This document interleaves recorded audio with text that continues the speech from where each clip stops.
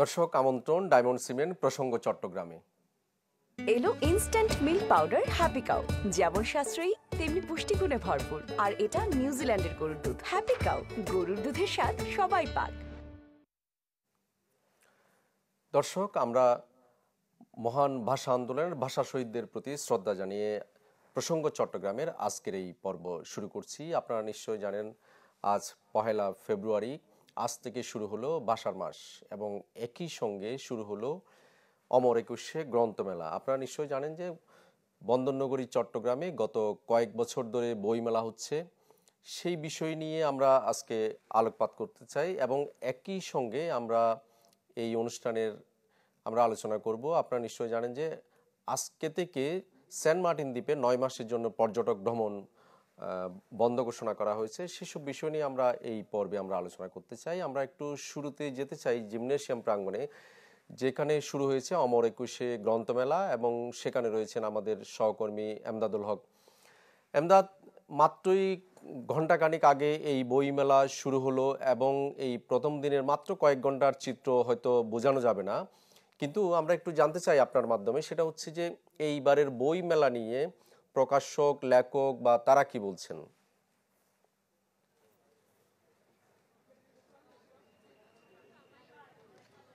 দেখুন, আমি বই নিয়ে একটি বিখ্যাত উক্তি দিয়ে শুরু করতে চাই, যেটি বলা হচ্ছে যে বই হচ্ছে জোনাকি পোকার মতো, চারদিকে অন্ধকার অথচ নিজে জ্বলে।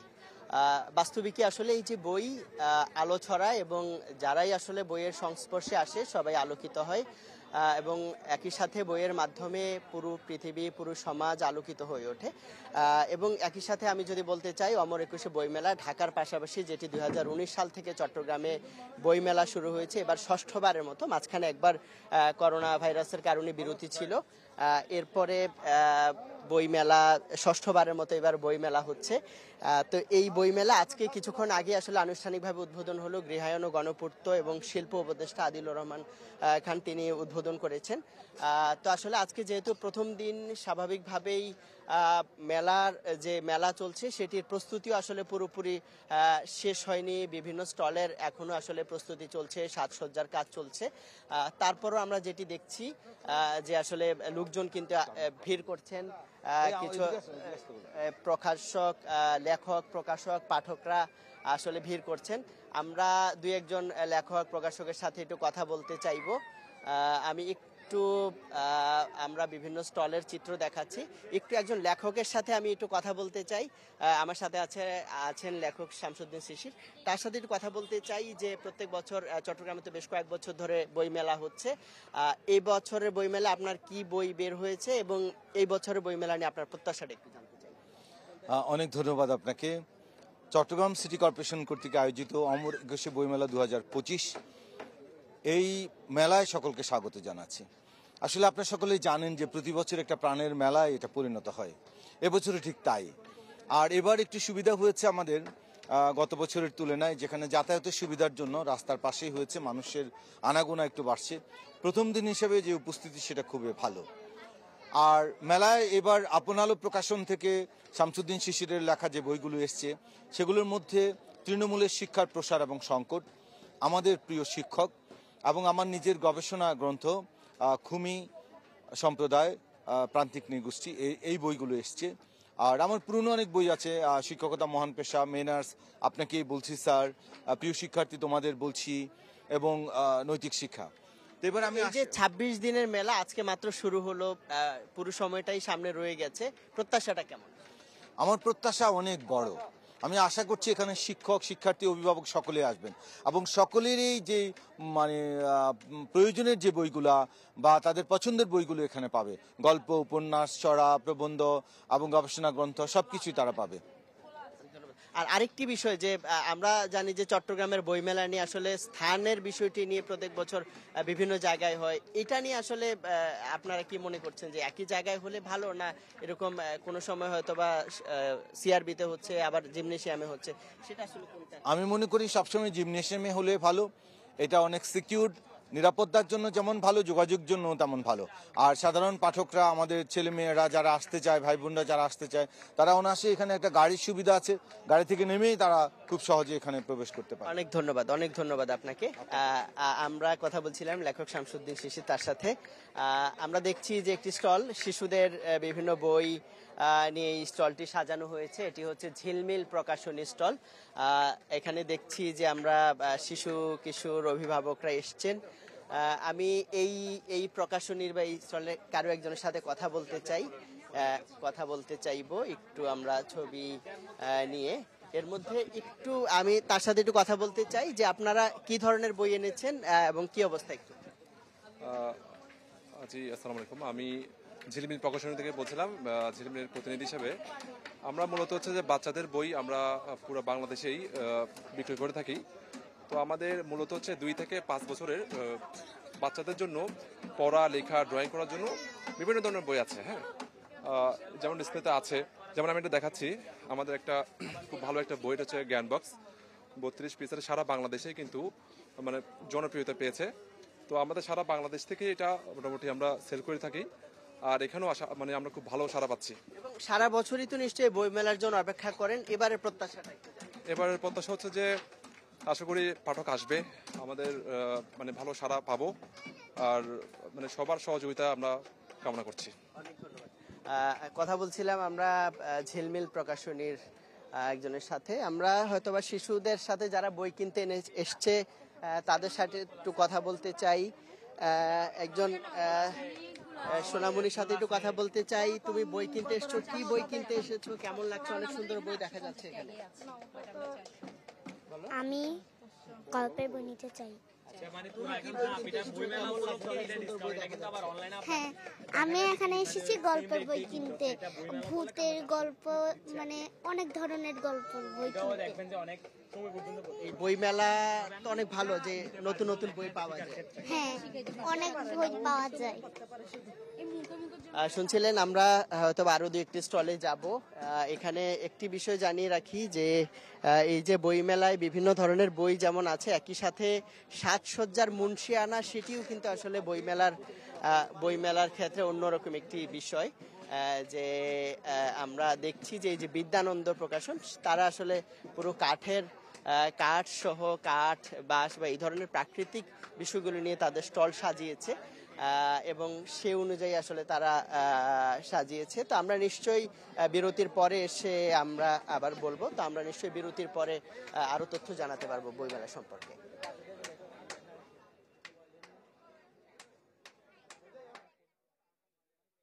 এমদাদ, ধন্যবাদ। থাকুন আমাদের সঙ্গে, আমরা আরো বিস্তারিত জানতে পারবো আপনার মাধ্যমে। থাকুন আপনি আমাদের সঙ্গে। দর্শক, আমরা ছোট্ট একটা বিরতি নিব, ফিরবো একটু পর, সঙ্গেই থাকুন।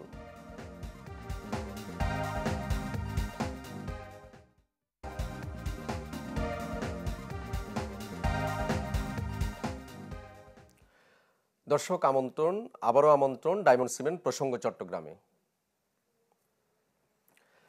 দর্শক, আপনারা নিশ্চয়ই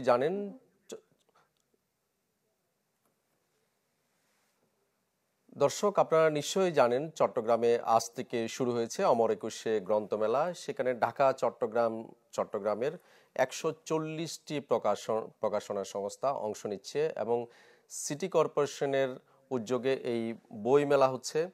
এই বই মেলার প্রথম দিনে আমাদের এই অনুষ্ঠানের শুরুতেই আমরা জানছিলাম যে আমাদের সহকর্মী এমদাদুল হক জানাচ্ছিলেন যে সেখানে প্রথম দিনে মোটামুটি মানুষজনের আসা যাওয়া বা আনাগোনা শুরু হয়েছে। আমরা প্রকাশকদের কথা শুনছিলাম, সেখানে পাঠকদের কথা শুনছিলাম। আমরা আরও একটু বিস্তারিত যদি জানি, সেখানে আসলে যাদের জন্য এই বই মেলা, সেই পাঠকরা আসলে কি বলছেন, তাদের চাওয়া কি, সে বিষয়ে আমরা জানবো। আমাদের সঙ্গে আবারও যুক্ত হচ্ছেন সহকর্মী এমদাদুল হক। এমদাদ, আমরা এর আগে প্রকাশকদের কথা আমরা শুনছিলাম, আপনার কাছ থেকে একটু জানতে চাই আপনার মাধ্যমে যে আসলে পাঠকরা কি বলছেন এই বইমেলা নিয়ে।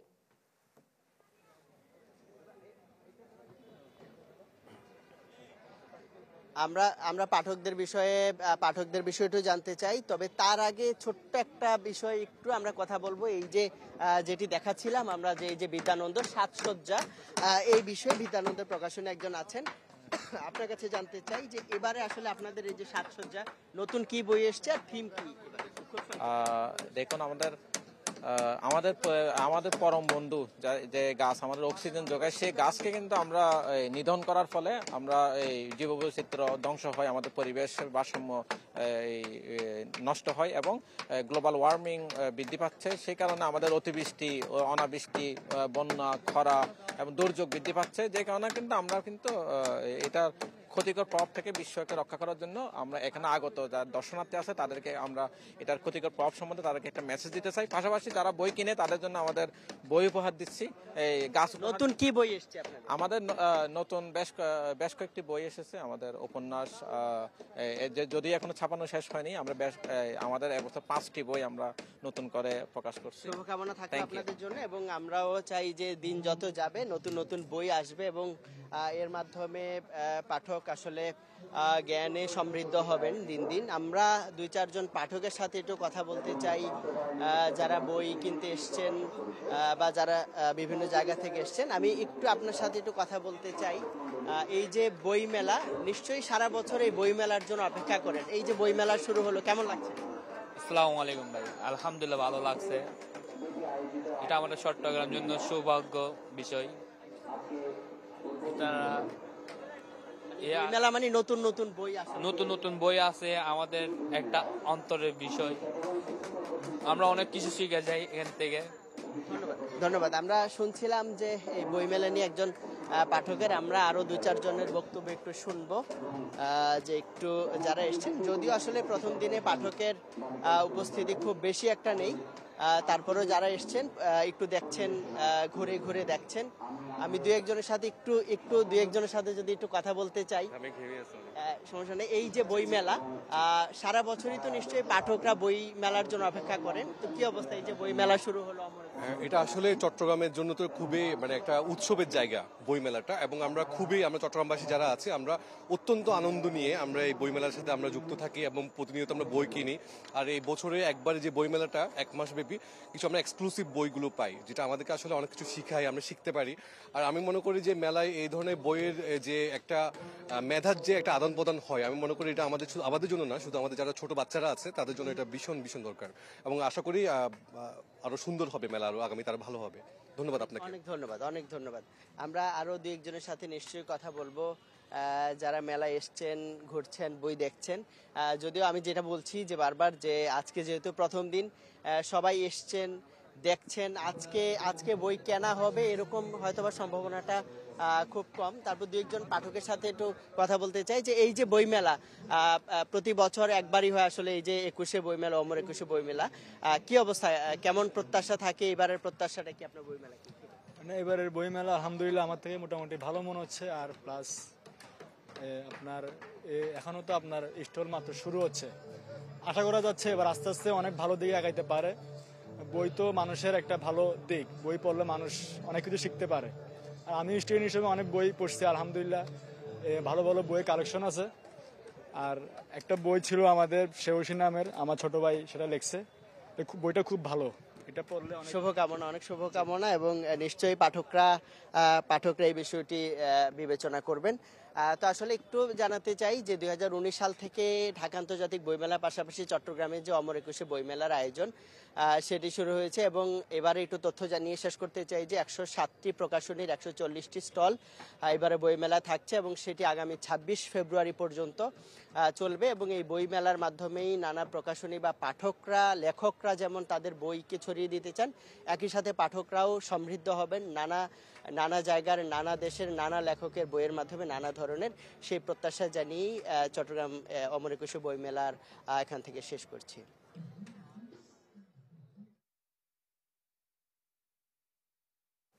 এমদাদ, অনেক ধন্যবাদ আপনাকে আমাদেরকে বিস্তারিত জানানোর জন্য। দর্শক, আপনারা নিশ্চয়ই জানেন জিমনেশিয়াম চত্বরে আজ থেকে শুরু হয়েছে অমর 21শে গ্রন্থমেলা। সে বিষয়ে বিস্তারিত জানাচ্ছিলেন আমাদের সহকর্মী এমদাদুল হক। দর্শক, আমরা আরো একটা বিরতিতে যাব, ফিরবে একটু পর, সঙ্গেই থাকুন।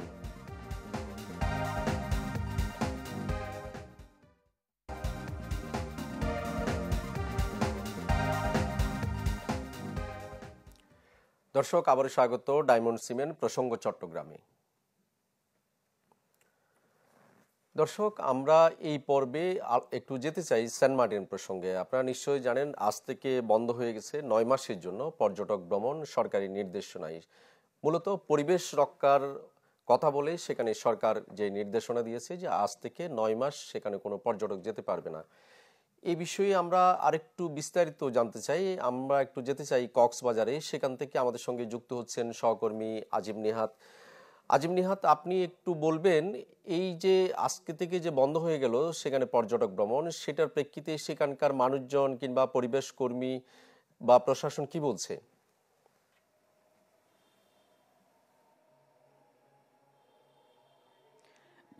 সেখানকার মানুষ কিন্তু বরাবরের মতোই তারা দুশ্চিন্তায়, কারণ এই ধরনের পরিস্থিতির মুখে তারা এর আগে কখনোই পড়েনি। যদিও করোনার সময়ে যখন সারা দেশের পর্যটন গন্তব্যগুলো বন্ধ ছিল সেই সময় পর্যটক যায়নি, কিন্তু সরকারিভাবে এভাবে বিধিনিষেধ আরোপ করে কখনো সেন্ট মার্টিনে পর্যটক গমনটা হঠাৎ করে বন্ধ করে দেওয়া হয়নি। যার কারণে সেখানকার মানুষরা যেটি বলছেন, যেহেতু তাদের আয়ের প্রধান উৎস পর্যটন, ফলে তারা আগামী যে 9 মাস সময়, সেই 9 মাস সময় আসলে কিভাবে টেনে নেবেন সেটা নিয়ে বড় দুশ্চিন্তার মধ্যে আছে। কারণ সরকার কিন্তু যেই বিধিনিষেধ দিয়েছিল সেখানেও কিন্তু উল্লেখ ছিল যে 3 মাস পর্যটকরা জাহাজে করে সেন্ট মার্টিন দ্বীপে যাতায়াত করতে পারবে। কিন্তু প্রথম নভেম্বর মাসে আমরা যেটি দেখলাম যে বিভিন্ন ধরনের ছাড়পত্র, নানা ধরনের ফাঁদ তৈরি করে সেখানে আর যেতে দেওয়া হয়নি। যার কারণে ডিসেম্বর এবং জানুয়ারি গিয়েছে যেখানে মাত্র 2000 পর্যটক ছিল। ফলে সেখানকার হোটেল, রিসোর্ট, শুটকি ব্যবসা থেকে শুরু করে অন্যান্য যে ব্যবসায়ীরা আছেন তারা আসলে 20% মতো ব্যবসা করতে পারেননি। যার কারণে এই সময়টা কিভাবে চালিয়ে নেবেন সেটা নিয়ে এক ধরনের দুশ্চিন্তা বিরাজ করছে।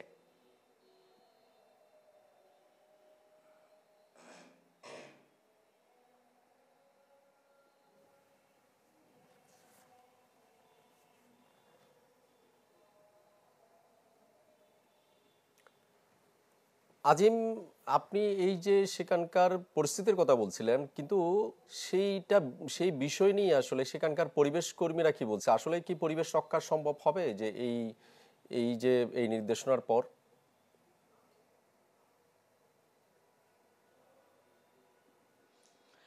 সেখানে আসলে আমরা যেটি দেখি যে যেহেতু অক্টোবর থেকে শুরু হয়ে বিশেষ করে নভেম্বর, ডিসেম্বর, জানুয়ারি, ফেব্রুয়ারি এই সময় পর্যন্ত চলে, কিন্তু এই বাকি যে সময়টা আছে সেখানে পরিবেশের জন্য দ্বীপের লোকজন বলে যে সেখানে অনেক বেশি যথেষ্ট এই সময়টা। কিন্তু তারপরেও সরকার যেহেতু এবার নতুন করে একটি বিধিনিষেধ দিয়েছে এবং সেটার পক্ষে স্থানীয় যারা পরিবেশ কর্মী যারা রয়েছেন তারাও একই ধরনের কথা বলছেন যে দ্বীপে যাতায়াত, মানুষের যে পর্যটকদের যে অবাধ বিচরণ এবং অবাধ যাতায়াত সেটি নিয়ন্ত্রণের জন্য সরকারের উদ্যোগকে তারা স্বাগত জানিয়েছে এবং তারাও দীর্ঘদিন ধরে এই ধরনের দাবি তুলে আসছিল। আমি একটু জানতে চাইবো, আমার সাথে আছেন কক্সবাজার পরিবেশ আন্দোলনের কক্সবাজার জেলা শাখার সাধারণ সম্পাদক বাপার কলিমুল্লাহ আছেন। আমি একটু তার কাছে জানতে চাইবো, আসলে এই সময়টা যেটা নির্ধারণ করা হয়েছে 9 মাস সেখানে দ্বীপে যেতে পারবে না, আসলে কি এই সময় এতদিন সময় ধরে দরকার আসলে সেখানে পরিবেশ পুনরুদ্ধারের জন্য, অথবা আদৌ কি পরিবেশ ফিরে আসবে? হ্যাঁ, এটা আগে থেকে ছিল। এটা নভেম্বর, ডিসেম্বর, জানুয়ারি, ফেব্রুয়ারি আগেই 4 মাস ছিল। এবারে আমরা 3 মাস করতে দেখেছি। এটি কখনো এই সরকারের আমলের সিদ্ধান্ত না, সেটি আমরা দীর্ঘদিন থেকে দেখে আসছি, সেটা বিগত সরকার আমলের সিদ্ধান্ত। তাছাড়া সেন্ট মার্টিন হচ্ছে বাংলাদেশের পরিবেশ সংকটাপন্ন এলাকা, আর এটি যেহেতু পরিবেশ সংকটাপন্ন এলাকা সেখানে সবসময় পর্যটক যাতায়াত এবং কিছু নিষেধাজ্ঞা থাকে। আমরা চাই সেই নিষেধাজ্ঞাগুলো বাস্তবায়ন হোক। এখন সারা সেন্ট মার্টিনে পর্যটন আগমন বা সেখানে যাওয়ার পর থেকে 4 মাস ছিল, সেটি কমিয়ে 3 মাস করা হয়েছে। ফলে আমার মনে হয় না সেখানে মানুষের কোনো ক্ষতি হবে। আপনারা দেখেছেন ইতিমধ্যে সেন্ট মার্টিনের বিভিন্ন জায়গায় বাঙ্গনের সৃষ্টি হয়েছে এবং আমরা দেখতে পাচ্ছি কক্সবাজারে সমুদ্র সৈকতে প্রচুর পরিমাণ মৃত কচ্ছপ পাওয়া যাচ্ছে। তার মূল কারণ হচ্ছে সেন্ট মার্টিনে তারা এত বেশি মানুষ বেড়ে গেছে, কুকুর বেড়ে গেছে, পর্যটক বেড়ে যাওয়ার কারণে যে কচ্ছপরা যে সেখানে ডিম পাড়ত সেগুলো তারা প্রজনন করতে পারছে না। ফলে কচ্ছপরা দীর্ঘ পথ পাড়ি দিয়ে কক্সবাজার সমুদ্র সৈকতে এসে ডিম পাড়ার জন্য আসে, যে কাশিমগুলো তারা এই ডিম পাড়তে পারে না এবং তারা দুর্বল হয়ে যাচ্ছে এবং জেলেদের জাল আটকা পড়ছে এবং এখানেও বিভিন্ন কুকুর আক্রমণ শিকার তারা মারা যাচ্ছে। এবং আমরা মনে করি এটি অন্যতম কারণ হচ্ছে সেন্ট মার্টিনের পরিবেশ প্রকৃতি নষ্ট হওয়ার কারণে। আমরা মনে করি যে সরকার 1999 সালে যে সেন্ট মার্টিনের পরিবেশ সংকটাপন্ন এলাকা ঘোষণা করেন সেটি যদি বাস্তবায়ন করতে হয় তাহলে আমাদের সেন্ট মার্টিনের যে এই যে নিষেধাজ্ঞা সেটি জারি করা ছাড়া অন্য কোনো উপায় নেই বলে মনে করি। তাছাড়া স্থানীয় আপনাকে মাঝখানে একটু থামাতে চাই, সেটি হচ্ছে আমরা তো আপনারা বলছেন পরিবেশ রক্ষার কথা বলছেন, কিন্তু দ্বীপের লোকজনের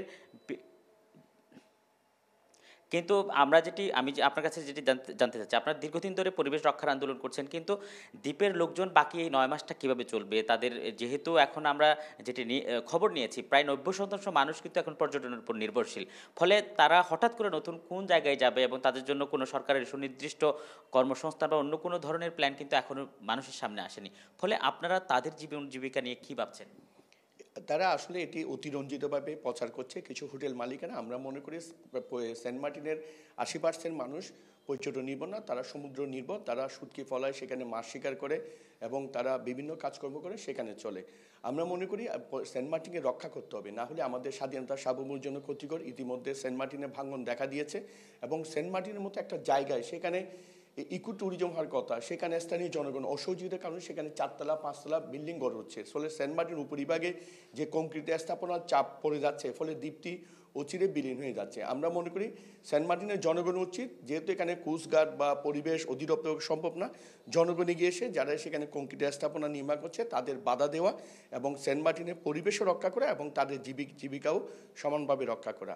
ধন্যবাদ। আমরা আসলে শুনছিলাম পাপা কক্সবাজার জেলা শাখার সাধারণ সম্পাদক কলিমুল্লাহর কথা শুনছিলাম, তারা যেটি বলছেন যে পরিবেশ রক্ষার জন্য দ্বীপে যাতায়াত যে বিধিনিষেধ দেওয়া হয়েছে সেটি অত্যন্ত কার্যকরী একটি উদ্যোগ, কিন্তু সরকার আসলে দ্বীপের মানুষজনের জন্য কী ধরনের পরিকল্পনা নিয়েছে সেটা এখনো সামনে আসেনি, যার কারণে সেখানকার মানুষের মধ্যে দিন দিন উদ্বেগটা বৃদ্ধি পাচ্ছে। এ ছিল আমার কাছে এখানকার সর্বশেষ। নিশ্চয়ই আজিম নিহাত, আমরা জানছিলাম আপনার মাধ্যমে সেখানকার পরিবেশ কর্মীদের বক্তব্য কিংবা দ্বীপবাসীর বক্তব্য। আপনাকে অনেক ধন্যবাদ আমাদের সময় দেওয়ার জন্য। দর্শক, আপনাদেরকেও ধন্যবাদ। ভালো থাকুন সবাই।